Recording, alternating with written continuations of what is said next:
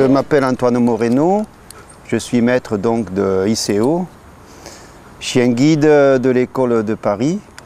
J'ai perdu la vue à 18 ans par une affection qui s'appelle la rétinite pigmentaire. Donc à l'âge de 18 ans, je venais de terminer mon apprentissage et tout s'est écroulé. Tout mon avenir s'est complètement effondré lorsque j'ai commencé à perdre la vue.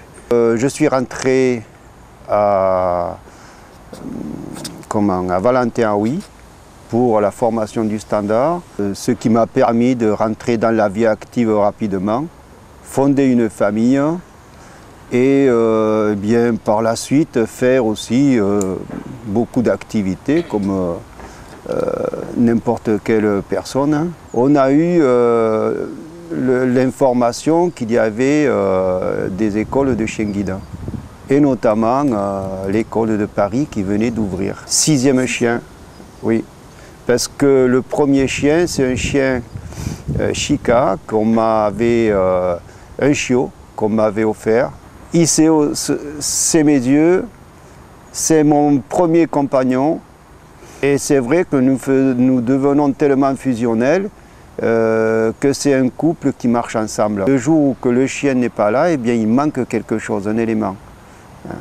Et cet élément, je le vis tous les jours à la maison ou dans mes déplacements. La première chose à qui je pense dès que je me lève, c'est mon chien. Je suis devenu athlète, effectivement. J'ai fait 10 ans d'équipe de France d'athlétisme. Et tous mes chiens m'ont accompagné et m'ont permis notamment d'accéder à ce au niveau, puisque j'étais international sur marathon. Aujourd'hui, je suis entraîneur. Bien, je viens de faire donc 15 jours de catamaran avec un skipper handicapé également. Et puis voilà, ça permet également de pouvoir créer et entre handicaps, vivre des sensations et puis des séjours qui sont fabuleux. Le travail de l'école est jusqu'à, si on peut dire, la fin du chien. Hein, et effectivement, pour nous, il est important d'avoir toujours une relation. Là, par exemple, eh bien, je n'ai pas pu prendre mon chien. C'est l'éducateur qui m'a suppléé, qui a gardé le chien. Et je pars tranquille. Je sais que mon chien il est en bonne compagnie dans le cadre de l'école. Et c'est excellent.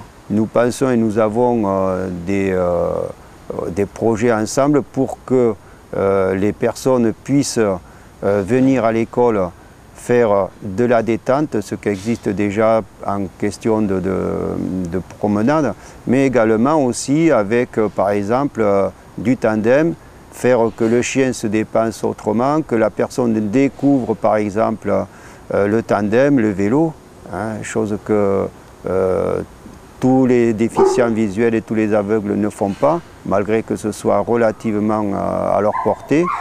Et de pouvoir également aussi corriger hein, certaines choses qu'on peut avoir des habitudes qui ne sont pas forcément très, comment dire, enfin, qui ne restent pas dans l'école. Par exemple, si on ne fait pas attention, le chien peut aussi renifler.